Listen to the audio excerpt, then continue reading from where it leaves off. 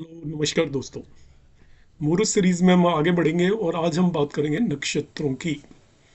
Previous classes में मैंने बताया था कि तिथि क्या होती है, किस तरीके से निकालते हैं और तिथि और वार का क्या क्या कॉम्बिनेशन होता है।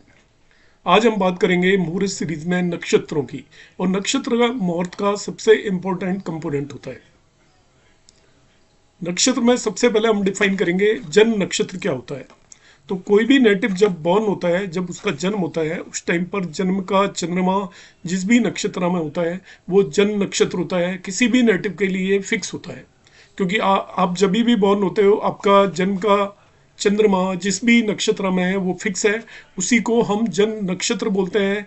और जन्म नक्षत्र एक बहुत ही इंपॉर्टेंट पार्ट होता है। जैसे लग्न एक नेटिव की कुंडली में सबसे इंपॉर्टेंट रोल प्ले करती है, उसी तरीके से मुहूर्त सीरीज के अंदर लग्न से भी ज्यादा इंपॉर्टेंट जन्म नक्षत्र हो जाता है।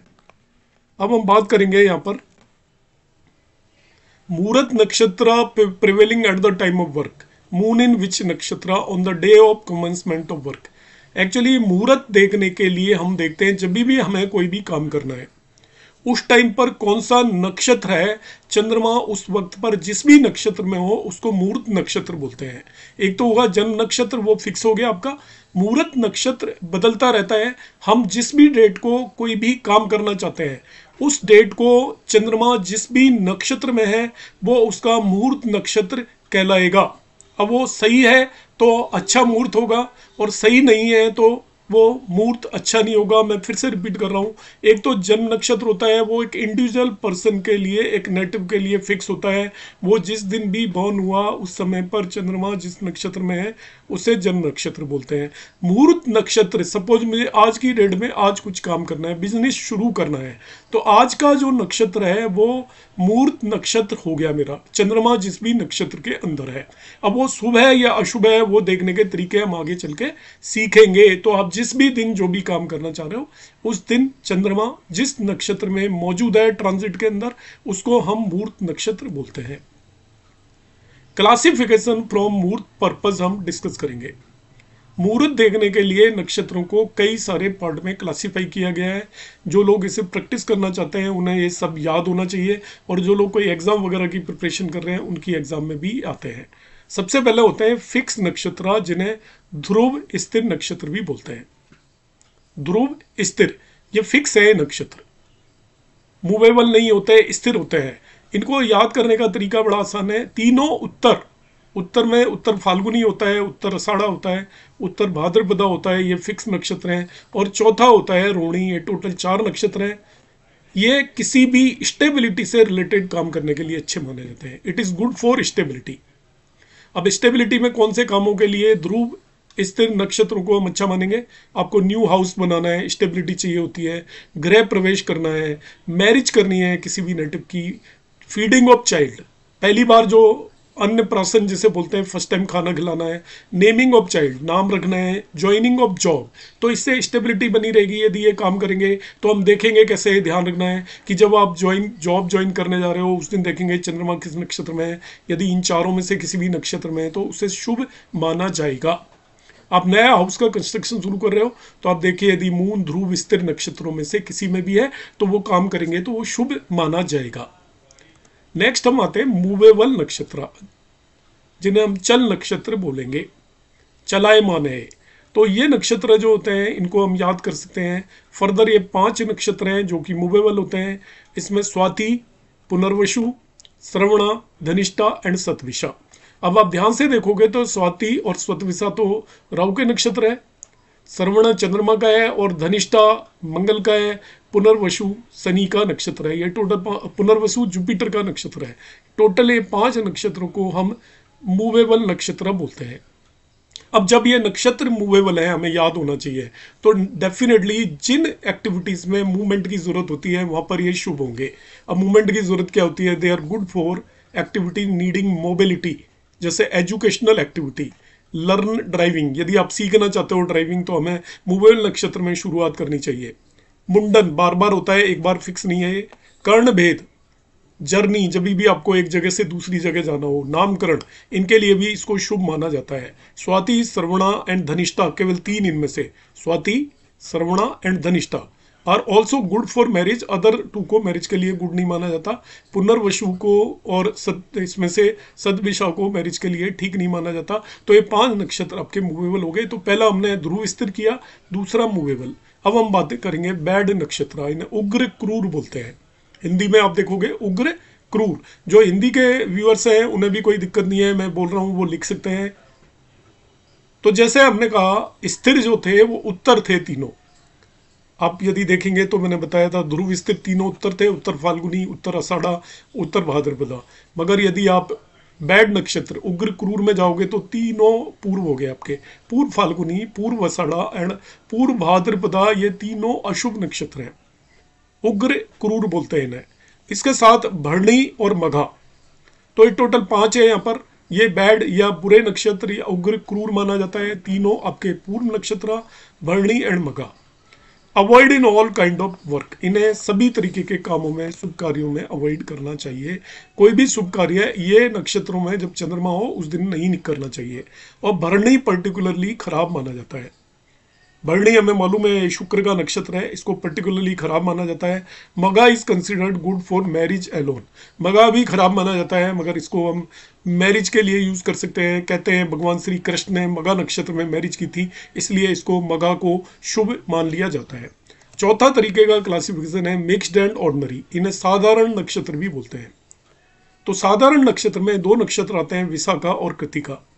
तो या they are also not considered good for any work, इनमें भी कोई भी काम नहीं करना चाहिए। इन्हें केवल फायर रिलेटेड वर्क में हमें करना चाहिए। फायर रिलेटेड वर्क का मतलब आप कोई होटल खोल रहे हैं तो उसमें खाना फायर पे बनेगा, आप कहीं कोई भट्टी लगा रहे हैं, कोई मैरिज वगैरह का प्रोग्राम है और उसमें भट्टी को जब पहले दिन आपको जलाना है तब हम इसे यूज कर सकते हैं।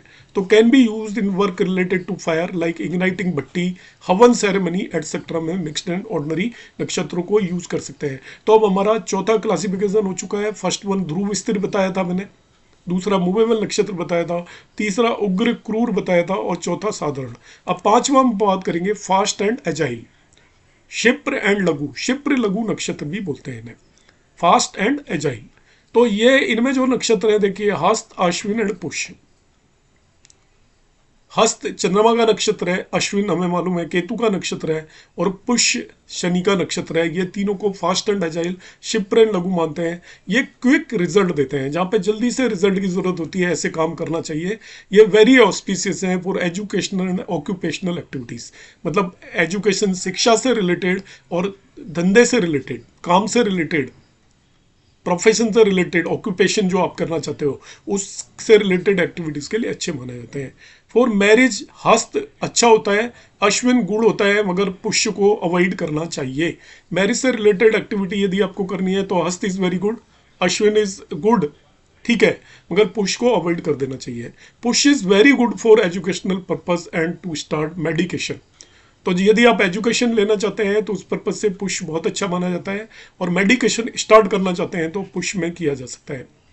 Considered best for the business point of view, आप कोई भी नया बिजनेस शुरू करना चाहते हो तो अब हस्त, अश्विन या पुष्य नक्षत्र के अंदर बिजनेस शुरू करेंगे तो इट इज कंसिडर्ड गुड।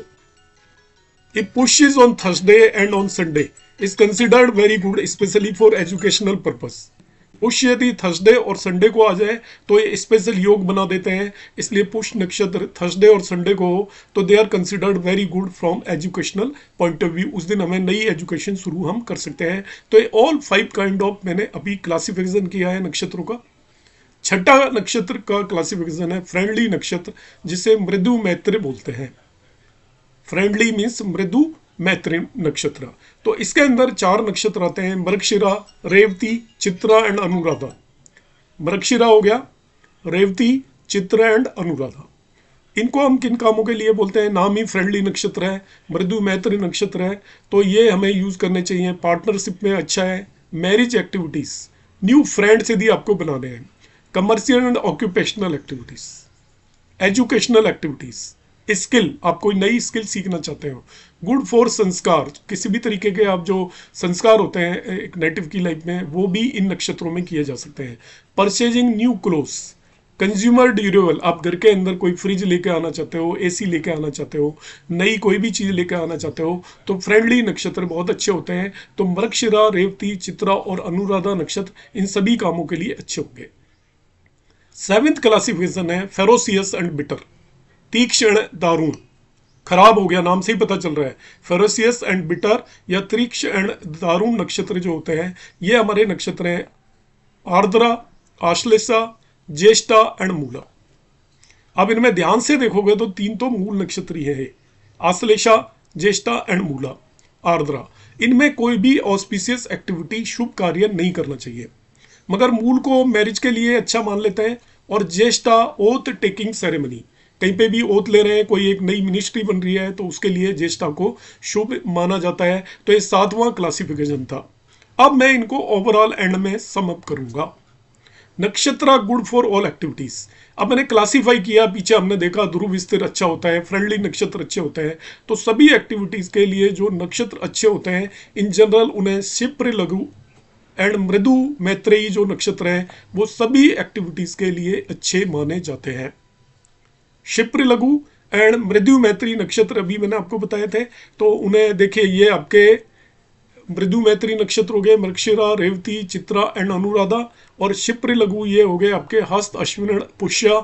इन सभी नक्षत्रों को सभी कामों में यूज कर सकते हो, या इन नक्षत्रों में हम सभी काम कर सकते हैं। तो शिप्र, laghu and mridu Maitreyi are good for all activities.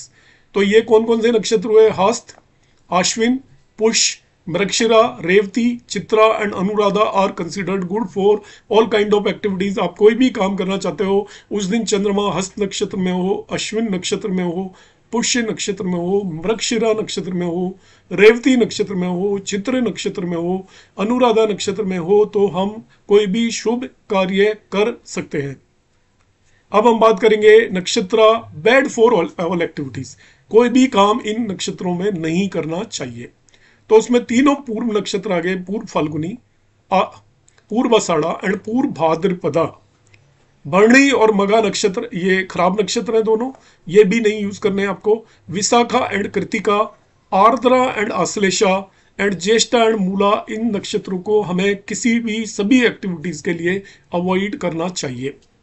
तो आज की क्लास में हमने बात की कि नक्षत्रों को हमने 27 नक्षत्रों को किस तरीके से क्लासिफाई किया हुआ है, किन नक्षत्रों में हमें शुभ कार्य करने चाहिए और किन में शुभ कार्य नहीं करने चाहिए, कौन कौन से नक्षत्रों में कौन कौन से शुभ कार्य करने चाहिए। तो आज की क्लास को हम यहीं एंड करेंगे। आपको यदि इसमें किसी भी तरीके के कोई डाउट आते हैं, आपको कोई चीज समझ में नहीं आई हो, कुछ और पूछना हो, तो आप कमेंट बॉक्स में जरूर कमेंट डालिएगा। यदि आपको वीडियो अच्छा लगे तो उसको लाइक और शेयर करना ना भूलें। नमस्कार।